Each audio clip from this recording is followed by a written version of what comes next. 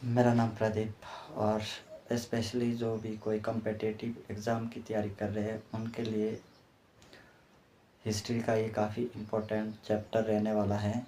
तो आप इसे ध्यानपूर्वक से सुने और मैं ये चैप्टर आपको अच्छे तरीके से ट्रांसलेट करके बता रहा हूँ ताकि आपको जल्दी याद हो सके। इसमें जो है मैं पहले प्राचीन भारत को आपके सामने लेके आया हूँ। इसको काफ़ी भागों में डिवाइड किया गया है, लगभग 26 भाग में इसको डिवाइड किया गया है। पहला जो भाग हमारा होता है प्राचीन भारत, इतिहास के स्रोत कि इसके सोर्सेज क्या क्या है, कहाँ कहाँ से जो है हमें इसके जो है साक्ष्य मिले हुए हैं उसके बारे में। और फिर प्रागैतिहासिक काल क्या होता है, और सिंधु सभ्यता क्या थी, और वैदिक सभ्यता, महाजनपदों का उदय कैसे हुआ, जैन धर्म क्या है, इसकी स्थापना कब हुई, कैसे हुई, और बुद्ध धर्म, शैव धर्म, वैष्णव धर्म, इस्लाम धर्म, ईसाई धर्म, पारसी धर्म, मगध राज्य का गुप्त साम्राज्य, और वक्टक राजवंश क्या है, पुष्पीय भूति वंश और वर्धन वंश। इन सभी चैप्टरों को जो मैं आपको डिटेल वाइज जो है बता रहा हूँ। तो अब ज़्यादा डिले ना करता हुआ, क्योंकि समय काफ़ी लगेगा इसको कवर करने में, तो मैं शॉर्ट तरीके से जो है इस बुक को आपको ट्रांसलेट करके बता रहा हूँ। सबसे पहले प्राचीन भारत। उत्तर में हिमालय से लेकर दक्षिण में समुद्र तक फैला ये उपमहाद्वीप भारतवर्ष के नाम से ज्ञात है। तो जैसा बता रहे हैं कि उत्तर में हिमालय पर्वत जो है वहाँ से लेकर फैला हुआ है, और दक्षिण में जो है ये समुद्र तल तक जो उपमहाद्वीप जो है भारतवर्ष के नाम से जाना जाता है, जिसके महाकाव्य तथा पुराणों में भारतवर्ष अर्थात भरतों का देश तथा यहाँ के निवासियों को भारतीय अर्थात भारत की संतान कहा गया है। भारत एक प्राचीन कबीले का नाम था। अब इसमें भारत जो है नाम कैसे पड़ा, तो उसके बारे में मैं ये चैप्टर बता रहा है कि भारत जो है एक प्राचीन कबीले का नाम था। प्राचीन भारत अपने देश को जाम्बू द्वीप अर्थात जामुन वृक्षों का द्वीप कहते थे। जाम्बू द्वीप जाम्बू से ही पता चल रहा है, जाम्बू और जामुन। तो जामुन का जो वृक्ष होता था उसके नाम पर जो है इसे जाम्बू द्वीप भी कहा जाता है, क्योंकि स्पेशली जब कॉम्पिटिटिव एग्ज़ाम में कई बार ये क्वेश्चन पुटअप हुआ है कि भारत जाम्बू द्वीप किस देश को कहा जाता है, किस प्रदेश को, तो देश को कहा जाता है। तो ये हमारा भारत को जो है जाम्बू द्वीप के नाम से भी जाना जाता है या प्रसिद्ध है। जो ईरानी थे, जो कहाँ सिंधु नदी के नाम से जोड़ते हैं इसको, जो ईरानी लोग थे इसे सिंधु के नाम से जोड़ते हैं, जिसे वे सिंधु ना कहकर हिंदू कहते थे। अब जैसे सिंधु था ना, तो अब हमारा जो नाम है कैसे हिंदू पड़ा, तो ईरानी से जो सिंधु नदी के किनारे जो बसते थे लोग, वह उसे जो है सिंधु के नाम से जानते थे, और इसे जो है सिंधु ना कहकर इसे हिंदू कहने लगे। यही नाम फिर पूरे विश्व में फैल गया और पूरे देश को इसी एक नदी के नाम से भी जाने लगा। यूनानी इसे इंदे और अरब इसे हिंदी कहते थे। फिर यूनानी इसे इंदे और अरब इसे हिंदी कहते थे। मध्यकाल में इस देश को हिंदुस्तान कहा जाने लगा। तो काफ़ी इम्पोर्टेंट है। प्राचीन नाम इसका क्या है, जाम्बू द्वीप। और फिर उसे ईरानी क्या कहने लगे, इसको जो है सिंधु ना कह के इसे हिंदू कहने लगे, और यूनानी ने इसे फिर क्या किया, हिंदी के नाम से रूपांतरण किया। यह शब्द फारसी शब्द है, हिंदू से बना है। यूनानी भाषा में से इंदे के आधार पर अंग्रेजी में से इंडिया कहने लगे। जो एक फारसी शब्द है हिंदू, तो इसे यूनानी भाषा में जो क्या कहने लगे, इंदे, और इंदे ना कहकर अंग्रेजी में इसे कन्वर्ट किया गया इंडिया। विंध्य की पर्वत श्रृंखला देश को उत्तर और दक्षिण दो भागों में बांटती है, और इसी देश को जो है पर्वत श्रृंखला के कारण जो इसे जो है उत्तर और दक्षिण दो भाग में जो है बांटा गया। उत्तर में इंडो यूरोपीय परिवार की भाषाएं बोलने वाले की और दक्षिण में द्रविड़ परिवार की भाषाएं बोलने वालों का बहुमत है। अब उत्तर में इंडो यूरोपीय परिवार की भाषा बोली जाती थी और दक्षिण वाले जो इसे जो है द्रविड़ परिवार की भाषाएं बोलने लगे। सबसे महत्वपूर्ण है कि भारत की जनसंख्या का निर्माण जिन प्रमुख नस्लों के लोगों के मिश्रण से हुआ है वे इस प्रकार से हैं कि जो भारत की जनसंख्या ग्रोथ हुई तो उसमें कौन कौन सी नस्लें आई थी पहले, तो ये काफ़ी इम्पोर्टेंट है। प्रोटो ऑस्ट्रियाड,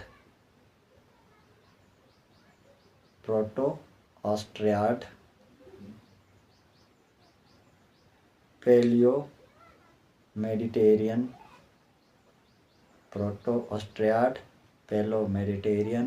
काकेशाइड, नीग्रेट और मंगोलाइट, ये प्रजातियां जो है सबसे पहले इंडिया में आई थी, जिससे जो है भारत की जनसंख्या का विकास हुआ। एक बार फिर से पुनः प्रयास करता हूँ। प्रोटो ऑस्ट्रियाड, दूसरे नंबर पर है पेलियो मेडिटेरियन, तीसरे नंबर पर है काकेशाइड और चौथे नंबर पर है नीग्रोइड और मंगोलाइड। और इसको अध्ययन में जो है लाने के लिए और इसको और इजी बनाने के लिए जो है इसे 3 भागों में डिवाइड किया गया। वो कौन कौन से हैं? प्राचीन भारतीय, मध्यकालीन भारत और आधुनिक भारत। प्राचीन भारत, मध्यकालीन भारत और आधुनिक भारत। सबसे पहले इतिहासकार को 3 भागों में बांटने का श्रेय किसको जाता है? जिसने इसको 3 भागों में बांटा, किसमें? प्राचीन भारत, मध्यकालीन भारत और आधुनिक भारत। तो ये जो है क्रिस्टोफ सेल्रियस काफ़ी अच्छे इतिहासकार है। इन्होंने जो है भारत को 3 भागों में बांटा, प्राचीन भारत, मध्यकालीन भारत और आधुनिक भारत। इनका नाम है क्रिस्टोसेलियस।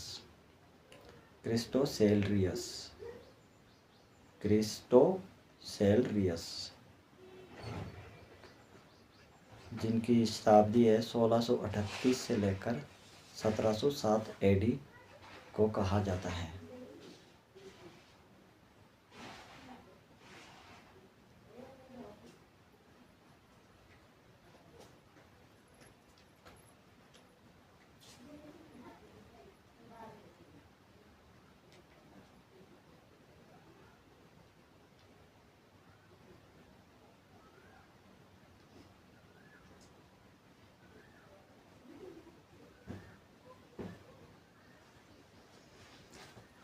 अब हम बात करते हैं प्राचीन भारत। प्राचीन भारत भारतीय इतिहास के स्रोत, जो पहले चैप्टर का पहला पार्ट है, प्राचीन भारतीय इतिहास के स्रोत। प्राचीन भारतीय इतिहास के विषय में जानकारी मुख्यतः 4 स्रोतों से प्राप्त होती है। जो इसके सोर्सेस है, इसको मुख्यतः 4 भागों में बांटा गया है। धर्म ग्रंथ पहला है, दूसरा है ऐतिहासिक ग्रंथ, विदेशियों का विवरण और पुरातत्व संबंधी साक्ष्य। सबसे पहले इसको धर्म ग्रंथ, फिर उसके बाद है ऐतिहासिक ग्रंथ और उसके बाद है विदेशियों का विवरण और चौथे नंबर पर है पुरातत्व संबंधी साक्ष्य। धर्म ग्रंथ एक ऐतिहासिक ग्रंथ से मिलने वाली महत्वपूर्ण जानकारी। भारत का सर्व प्राचीन ग्रंथ वेद है। भारत का सर्वप्रथम प्राचीनतम ग्रंथ कौन सा है? वेद, जिसके संकलनकर्ता महर्षि कृष्ण द्वैपायन वेद व्यास जी को माना जाता है। किसको माना जाता है? वेद की रचना किसने की? महर्षि कृष्ण द्वैपायन वेद व्यास जी को माना जाता है। वेद देव कुटुम्बकम का उपदेश देता है। किसका उपदेश देता है? वेद व्यास जो है वेद वसुदेव कुटुम्बकम, इसका उपदेश दिया जाता है। भारतीय परंपरा वेदों को नृत्य और अपरूपशे मानती है। वेद 4 है: ऋग्वेद, यजुर्वेद, सामवेद एवं अथर्ववेद।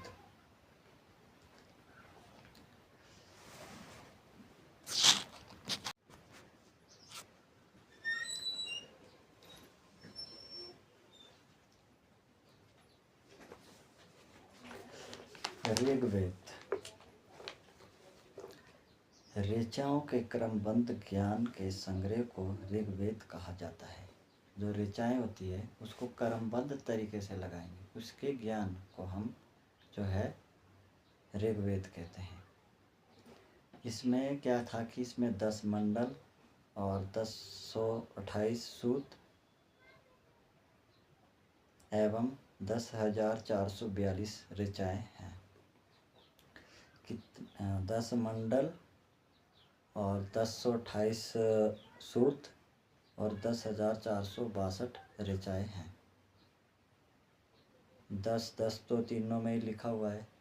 मंडल हो गए हमारे 10, ऋचाएँ हो गए 1028 सूक्त और ऋचाएँ हो गई 10,462।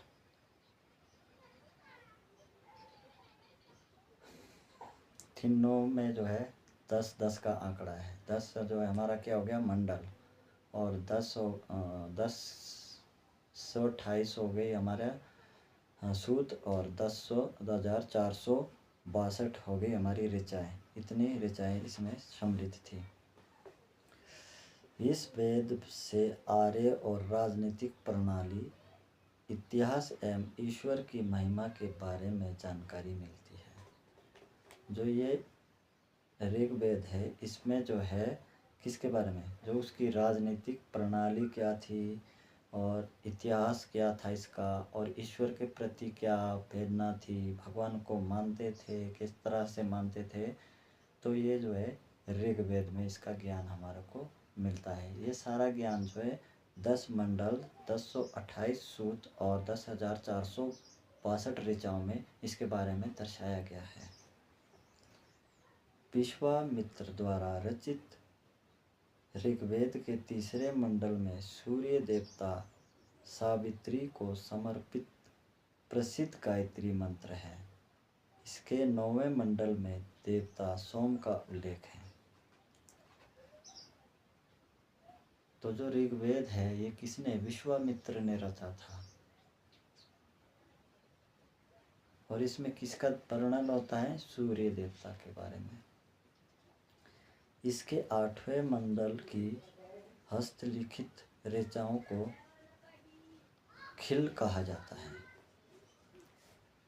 जो 8वां जो मंडल था उसमें जो हस्तलिखित था, हस्तलिखित क्या होता है? हाथों से लिखा हुई जो ऋचाएँ थी, जो उन्होंने अपने हाथों से लिखी थी, जो स्क्रिप्ट उन्होंने अपने हाथों से लिखा था 8वें मंडल में, उसको क्या कहा जाता था? खिल।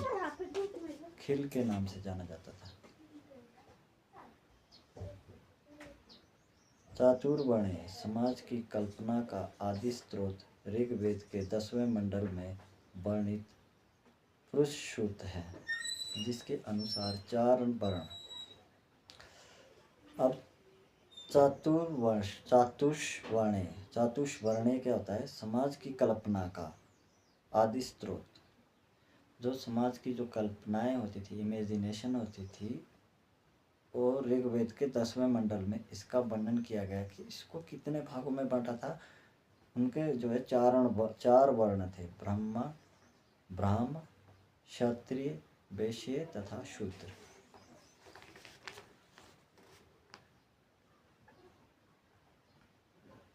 आदि पुरुष ब्रह्मा के क्रमशः मुख, भुजाओं, जांघों और चरणों के उत्पन्न हुए हैं। धर्मसूत्र 4 जातियों की स्थितियों, व्यवसाय, दायित्वों, कर्तव्य और विशेष अधिकारों में स्पष्ट विभेद करता है।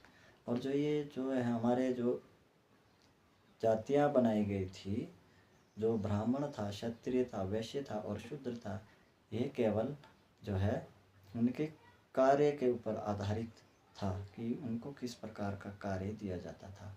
अपने कार्यों को बांटने के लिए उसे 4 भागों में डिवाइड किया गया था। ऋग्वेद के इसी कई परिच्छेदों ने प्रयुक्त अन्याय शब्द का संबंध गाय से है।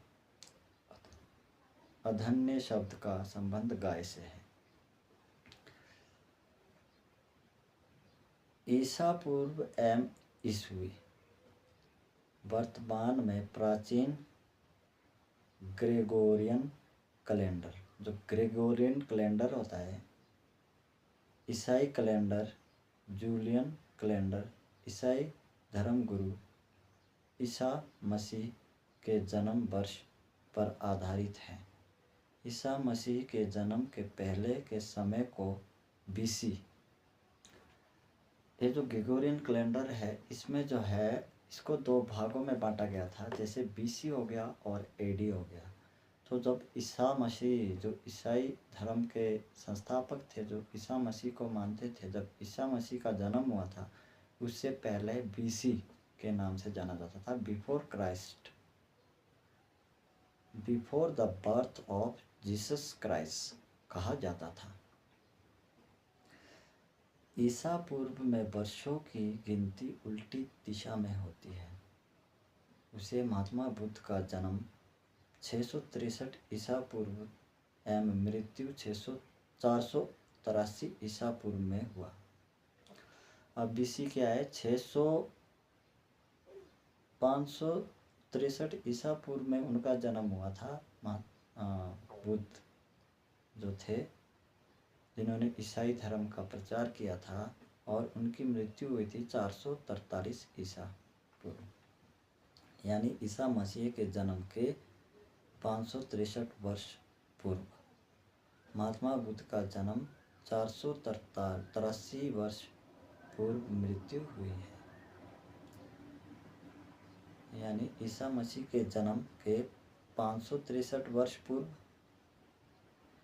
563 वर्ष पहले जो है महात्मा बुद्ध का जन्म हुआ था, जब ईसा मसीह के जन्म से 463 वर्ष पहले।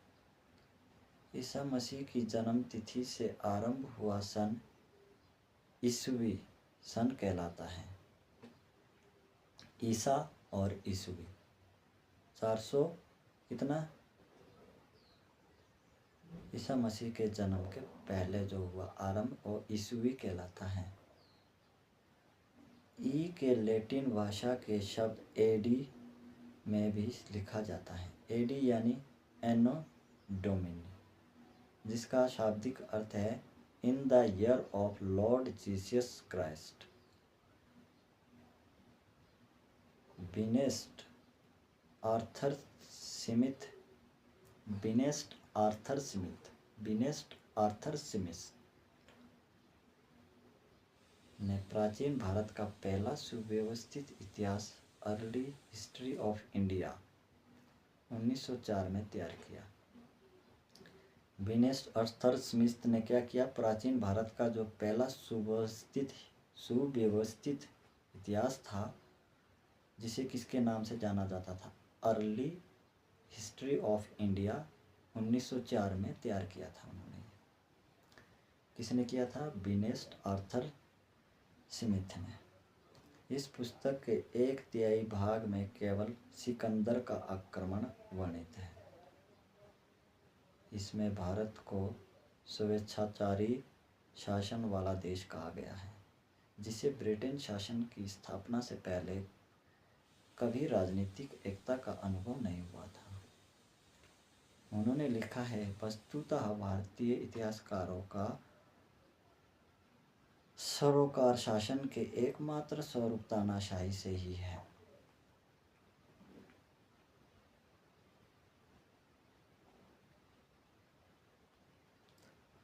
यजुर्वेद, पहला हमारा ऋग्वेद था, अब यजुर्वेद है। यजुर्वेद होता है सस्वर पाठ के लिए मंत्रों पर बलि के समय अनुपालन के लिए नियमों का संकलन यजुर्वेद कहलाता है। इसके पाठकर्ता को अथर्वयु कहते हैं। अथर्वयु यजुर्वेद में योगों के नियमों एवं विधि विधानों का संकलन मिलता है। इसमें बलिदान विधि का भी वर्णन है। ये एक ऐसा वेद है जो गद और पद दोनों में है। साम वेद। साम का शाब्दिक अर्थ है गान। इस वेद में मुख्यतः यज्ञों के अवसर पर गाए जाने वाले ऋचाओं मतलब मंत्रों का संकलन है। इसके पाठकर्ता उद्धर्त कहलाते हैं।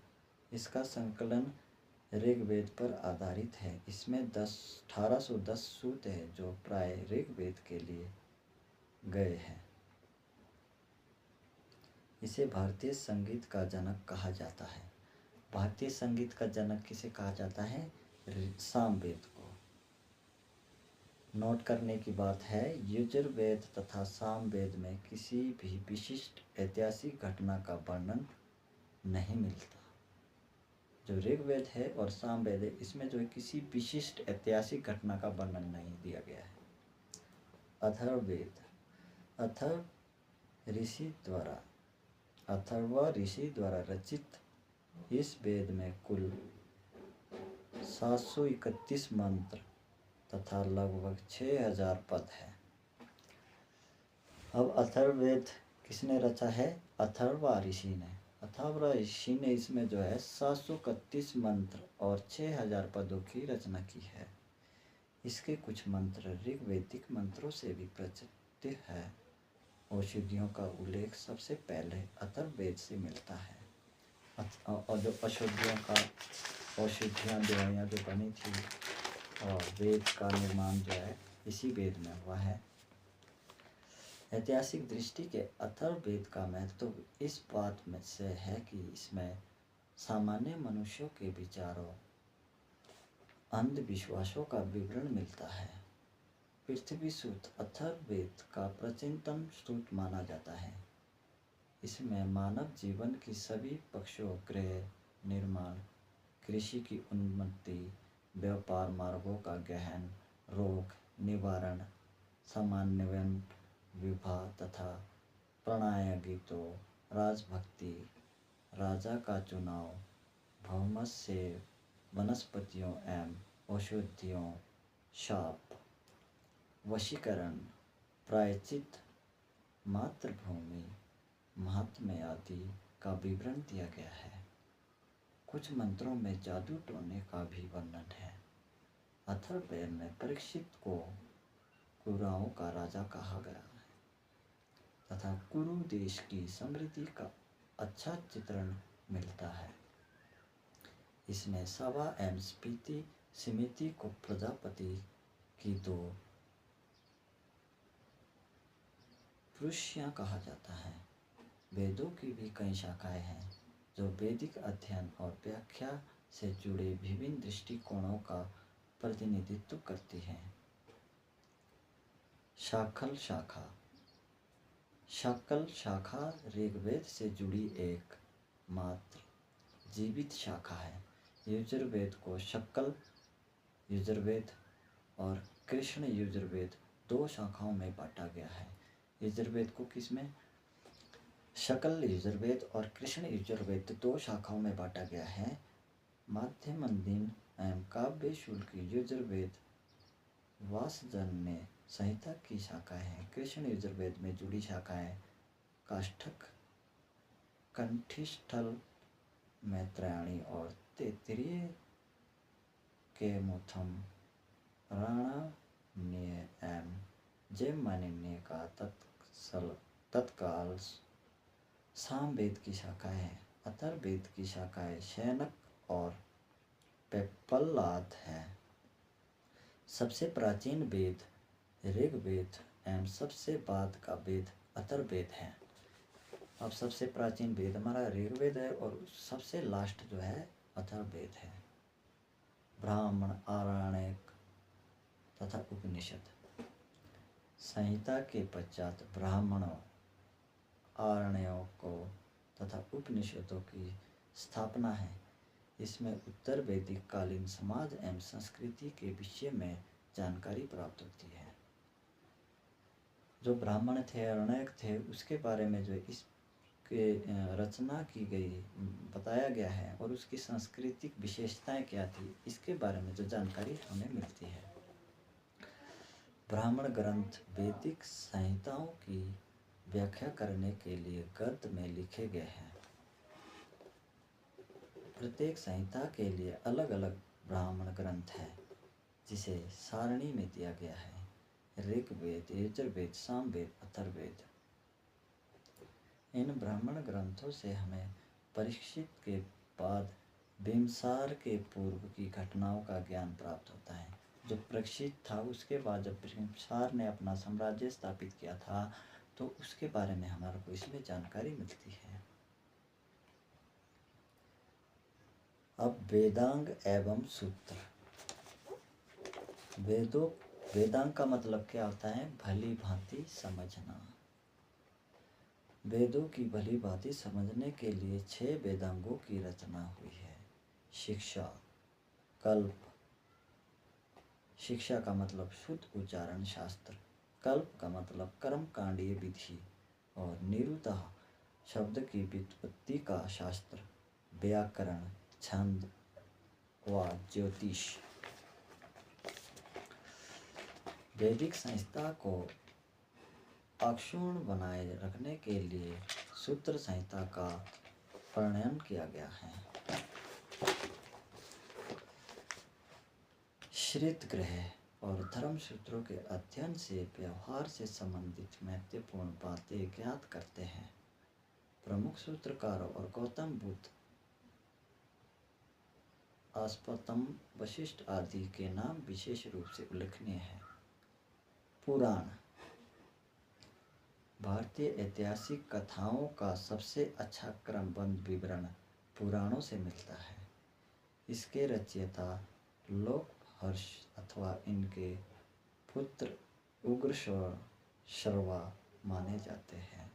इनकी संख्या 18 है, जिनमें केवल 5 मत्स्य, वायु, विष्णु, ब्रह्मा एवं भागवत में ही रचनाओं की वंशावली पाई जाती है। पुराणों में मत्स्य पुराण सबसे प्राचीन एवं प्रामाणिक है। अधिकतर पुराण सरल संस्कृत श्लोक में लिखे गए हैं। स्त्रियां तथा शूद्र जिन्हें वेद पढ़ने की अनुमति नहीं थी, वे भी पुराण सुन सकते थे। पुराणों का पाठ पुजारी मंदिरों में किया करते थे। सामाजिक एवं सांस्कृतिक दृष्टि से अग्नि पुराण का काफ़ी महत्व है, जिसे शास्त्र के साथ साथ कृषि संबंधी विवरण भी दिया गया है। बौद्ध, जैन एवं अन्य संहिता। जातक में बुद्ध की पूर्ण जन्म की कहानी वर्णित है। हीनयान का प्रमुख ग्रंथ कथा वस्तु है, जिसमें महात्मा बुद्ध का जीवन चरित्र उनके कथनांकों के साथ वर्णित है। जैन संहिता को आगम कहा जाता है। जैन धर्म का प्रारंभिक इतिहास कल्पसूत्र से ज्ञात होता है।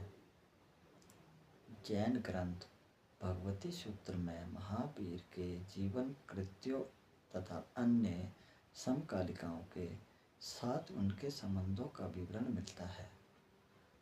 अर्थशास्त्र के लेखक चाणक्य, कौटिल्य या विष्णुगुप्त है। ये 15 अधिकरणों एवं 180 प्रकरणों में विभाजित है। इसमें मौर्यकालीन इतिहास की जानकारी प्राप्त होती है। सांस्कृतिक साहित्य की ऐतिहासिक घटनाओं को क्रमबद्ध लिखने का सर्वप्रथम प्रयास कल्हण के द्वारा किया गया है। कल्हण द्वारा रचित पुस्तक राजतरंगिणी राजाओं की नदी है। इस ग्रंथ में 8 सर्ग हैं जिन्हें तरंगिणी की संज्ञा दी गई है। इसमें प्रारंभ से लेकर 12वीं सदी के कश्मीर के शासकों का वर्णन है। अरबों की सिंध विंध्य वृत्तांत चचनाम लेखक अली अहमद ने सुरक्षित है। अष्टाध्यायी संस्कृत भाषा व्याकरण की प्रमुख पुस्तक के लेखक पाणिनि हैं।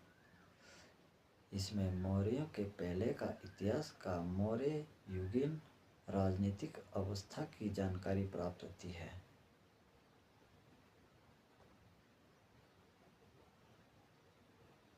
विदेशी यात्रियों से मिलने वाली प्रमुख जानकारी, ये हमारा पहला जो स्टेप था वो कंप्लीट हो चुका है, जिसमें वेद पुराणों संहिताओं और ऋचाओं और वेदों का निर्माण किसने किया, पुराण क्या होते हैं, किसने लिखे, जैन धर्म की स्थापना कैसे हुई, एडी क्या होता है, बिफोर बीसी क्या होता है। अब इसमें जो है जो कोई भारत में विदेशी आए थे उनके वृत्तांत के बारे में हम जानकारी दे रहे हैं। टेसियस, सबसे पहला नंबर जो है टेसियस का है, जो विदेशी यात्री था। टेसियस ये ईरान का राजवेद था। टेसियस क्या था, ईरान का राजवेद। टेसियस जो है एक ईरान का राजवेद था। और हम पढ़ रहे हैं विदेशी यात्रियों से मिलने वाली प्रमुख जानकारी। टेसियस से देखते हैं हमारे को क्या जानकारी मिलती है इस पुस्तक में। टेसियस ये ईरान का राजवेद था। भारत के संबंध में इसका विवरण आश्चर्यजनक कहानियों से परिपूर्ण होने के कारण अविश्वसनीय है।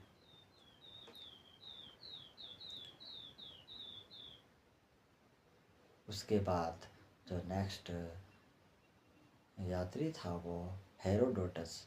इसे इतिहास का पिता भी कहा जाता है। Herodotus is a father of history.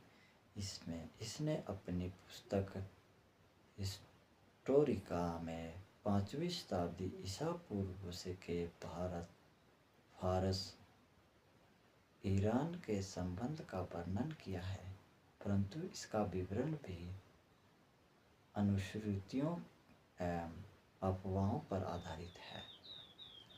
Herodotus जिसने कौन सी पुस्तक लिखी है, हिस्टोरिका। इसमें पूरे इतिहास का वर्णन किया गया है। तीसरा है सिकंदर के साथ आने वाले लेखकों के निक्यास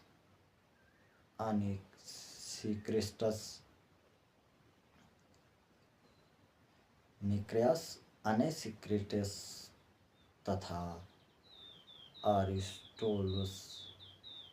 अरिस्टोलुस के विवरण अधिक प्रामाणिक एवं विश्वसनीय है। मेगास्थनीज था, यह सेल्यूकस निकेटर का राजदूत था, जो चंद्रगुप्त मौर्य के राज दरबार में आया था। इसने अपनी पुस्तक इंडिका में मौर्य युगीन समाज एवं संस्कृति के विषय में लिखा है। तो इनकी पुस्तकें भी इम्पोर्टेंट होती है। जैसे मैग्नास्थिस का संबंध इंडिका से है, और डाइमेकस ये सीरियन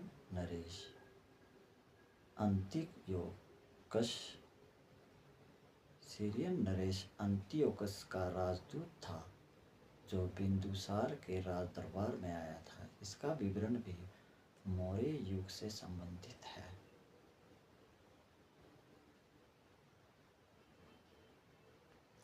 डायोनियोरियस यह मिस्र नरेश टालमी डेलिफेल्ट्स का राजदूत था। डेल्टस का राजदूत था, जो अशोक के राज दरबार में आया था। टालमी इसने दूसरी शताब्दी में भारत का भूगोल नामक पुस्तक लिखी। भारत का भूगोल नामक पुस्तक किसने लिखी? टालमी ने। प्लिनी पिलनी पिलनी पिलनी इसने प्रथम शताब्दी में नेचुरल हिस्ट्री नामक पुस्तक लिखी। पिलनी ने नेचुरल नामक हिस्ट्री, इसमें भारतीय पशुओं, पेड़ पौधों, खनिज पदार्थों आदि के बारे में विवरण मिलता है।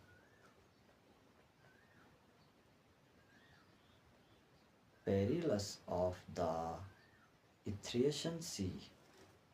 Periplus of the Erythraean Sea, इस पुस्तक के लेखक के बारे में जानकारी नहीं है। ये लेखक करीब 80 ईस्वी में हिंद महासागर की यात्रा पर आया था। उसने उस समय के भारत को बंदरगाहों तथा व्यापारिक वस्तुओं के बारे में जानकारी दी। चीनी लेखक फाहियान, ये प्राचीन यात्री गुप्त नरेश चंद्रगुप्त द्वितीय के दरबार में आया था। इसने अपने विवरण एवं मध्य प्रदेश के राजा एवं संस्कृति के बारे में वर्णन किया है। इसने मध्य प्रदेश की जनता को सुखी एवं समृद्ध बताया है। ये 14 वर्ष का भारत में रहा। जो चीनी लेखक है, चीनी लेखक कौन कौन से हैं? फाहियान, और उसके बाद संयुगन ये एक 518 ईस्वी में भारत आया। इसने अपने 3 वर्षों की यात्रा में बुद्ध धर्म की प्राप्तियां एकत्र की। बुद्ध धर्म की जानकारी किसने प्राप्त की? संयुगन ने की। कब? 1518 ईस्वी में। हैनसांग, ये हर्षवर्धन के शासनकाल में आया था। हैनसांग 629 ईस्वी में चीन में से भारतवर्ष के लिए प्रस्थान किया और लगभग 1 वर्ष की यात्रा के बाद सर्वप्रथम वह भारतीय राज्य कपिलशाह पहुंचा। भारत में 15 वर्षों तक ठहरकर 645 ईस्वी में चीन लौट गया। वह बिहार में नालंदा जिला स्थित नालंदा विश्वविद्यालय में अध्ययन करने का भारत में बौद्ध ग्रंथों को एकत्र कर ले जाने के लिए आया था। इसका भ्रमण वेदांत सिंह नाम से प्रसिद्ध है। इसका भ्रमण वेदांत किसके नाम से? सिंह नाम से प्रसिद्ध है, जिसमें 138 देशों का विवरण मिलता है। इसने हर्षकालीन समाज, धर्म, राजनीति के बारे में वर्णन किया है। इसके अनुसार सिंध का राजा शूद्र और हैनसांग ने बुद्ध की प्राप्ति के साथ साथ सूर्य और विश्व की प्रतिमा का भी पूजन किया था। इसिंग 7वीं शताब्दी के अंत में भारत आया। इसने अपने विवरण और नालंदा विश्वविद्यालय, विक्रमशील विश्वविद्यालय तथा अन्य समाज के भारत का वर्णन किया। अरबी लेखक अल-बुरूनी अब जो है अरबी लेखक जो अरब साइड को गए थे अरबी, उनके लेखक का नाम अल-बुरूनी। यह महमूद गजनवी के साथ भारत आया था। अल-बुरूनी ख्वारिज़म या खीव आधुनिक तुर्की में स्थान का रहने वाला था। अरबी में लिखी गई उसकी कृति किताब उल हिंद या ऐतकिक ए हिंद, भारत की खोज, आज भी इतिहासकारों के लिए एक महत्वपूर्ण स्रोत है। ये एक विस्तृत ग्रंथ है जो धर्म और दर्शन, त्योहारों, खगोल विज्ञान, कीमिया, रीति रिवाजों तथा प्रथाओं, सामाजिक जीवन, भारतोल एवं मापन विधियों मूर्तिकला, कानून, मापतंत्र, विज्ञान आदि विषयों के आधार पर 80 अध्यायों में विभाजित है। इसमें राजपूतकालीन समाज, धर्म, रीति रिवाज, राजनीतिक आदि पर सुंदर प्रकाश डाला गया है। इब्न बतूता इसके द्वारा अरबी भाषा, इब्न बतूता के बारे में बता रहे हैं। इब्न बतूता इसके द्वारा अरबी भाषा में लिखा गया उसका यात्रा वृत्तांत, जिसे रहला कहा जाता है, 14वीं शताब्दी में भारतीय उपद्वीप के सामाजिक एवं सांस्कृतिक जीवन के विषय में बहुत ही प्रचुर था, सबसे रोचक जानकारियाँ देता है। 1333 ईस्वी में दिल्ली पहुँचने पर इसकी विद्वता से प्रभावित होकर सुल्तान मोहम्मद बिन तुगलक ने उसे दिल्ली का काजी या न्यायाधीश नियुक्त किया। डी, अन्य लेखक जो अन्य अन्य देशों से फिर आए उनके बारे में है। तारानाथ, ये एक तिब्बती लेखक था। इसने कंग्यूर एवं तंग्यूर नामक ग्रंथ की रचना की। इसने भारतीय इतिहास के बारे में जानकारी मिलती है। मार्को पोलो, ये 13वीं शताब्दी के अंत में पांड्य देश की यात्रा पर आया था। इसका विवरण पांड्य इतिहास के अध्ययन के लिए उपयोगी है।